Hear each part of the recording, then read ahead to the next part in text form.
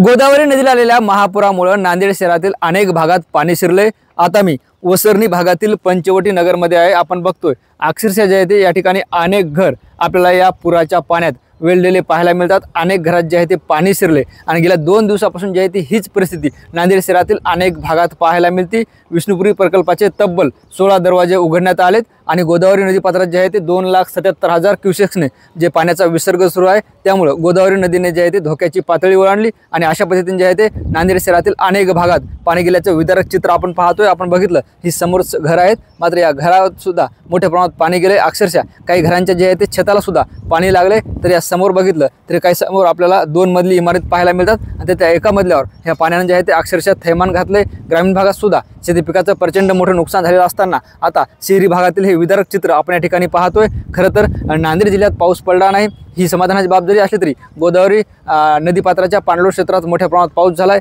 यामध्ये छत्रपती संभाजीनगर, अहिल्यानगर असेल, नाशिक असेल, बीड असेल, जालना असेल, परभणी असेल या आदी भागात झालेल्या जोरदार पावसामुळे जे आहे ते गेल्या 3 दिवसापासून गोदावरी नदी धोक्याची पातळी ओलांडताना आपल्याला पाहायला मिळते आणि त्यामुळे जे आहे ते अशा पद्धतीनं हे सगळं शहरात पाणी शिरल्याचं चित्र आपल्याला पाहायला मिळतं। हा वसरणी भाग पंचवटी नगर जरी असला तरी श्रावस्ती नगर असेल किंवा इतर नगर असतील त्या नगरमध्ये सुद्धा मोठ्या प्रमाणात पाणी साचलंय। त्यामुळे अनेकांचे संसार उघड्यावर आलेत, संसारोपयोगी साहित्याची नासधूस झाली। अनेक घरात जे आहे ते पाणी शिरल्याचं विदारक चित्र आपण या ठिकाणी पाहतोय आणि अशा पद्धतीनं हे सगळं नुकसान नांदेडकरांचं आपण झालेलं पाहतो। आपल्यासोबत काही नागरिक आहेत, त्यांच्याशी संवाद साधणार आहोत। मला सांगा काय नाव आहे, कधीपासून असं पाण्याची परिस्थिती या ठिकाणी पाहायला मिळते? सुनील महात्मे।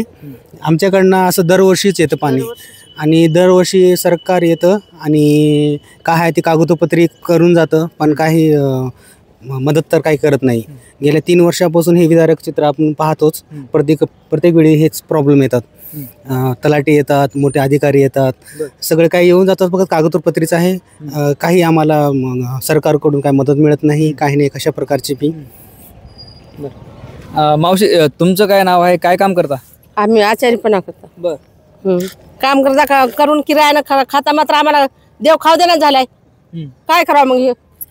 3 दिवस झाले पाण्यामध्ये। हा आम्ही किती बारा पाणी आले, मात्र एकदा बी आम्हाला पैसे दिले नाही, काही बी दिले नाही। हा 3 बार पाणी आलं। काय तुमचं काय नुकसान झाले? आमची खूप झाली, ज्वारी, गहू, तांदूळ समजा नुकसान झाले। आम्ही करावं काय, खावं काय? आता नुकसान झाले समजा। सांग आम्हाला काही देणगी नाही, काहीच नाही, कशाला पैसा नाही, आदला नाही, काहीच नाही। लक्ष्मीबाई पवार। बर, 2 दिवसापासून पाणी आलं तरी घरात काही बी नाही, खायला हे नाही ते नाही। आम्ही काही फॉर्म घेऊन जातात, फॉर्म घेऊन गेलं तरी काही परत भेटत नाही। पहिल्यांदा बी आलते, सर्वे करून जातात, ते म्हणतात हे झालं ते झालं, हे कागद आणा ते कागद आणा, तरी बी काही भेटत नाही। आता मला सांगा तुमचं काय काय नुकसान झालं या सगळ्या पाण्यामुळे?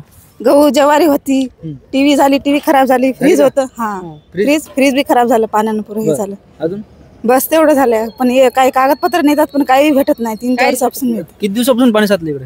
हे 2 दिवसापासून पाणी आहे। 2 दिवसापासून तुम्ही कुठे राहताय? आम्ही खाली राहते इथं किराणा।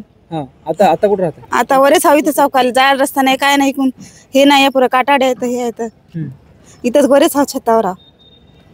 अवघड झालं सगळं? हा अवघड झालं ना सगळं। काय मागणी काय आता?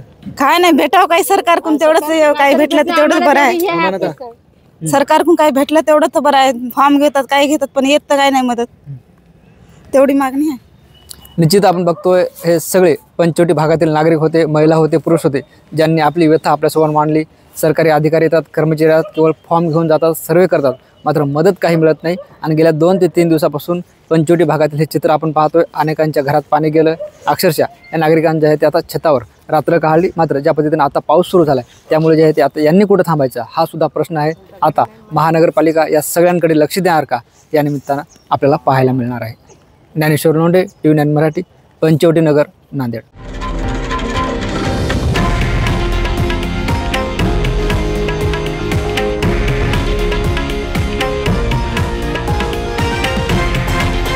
हे आहे देशातील नंबर 1 न्यूज नेटवर्क आणि आपण पाहत आहात TV9 मराठी, एकमेव।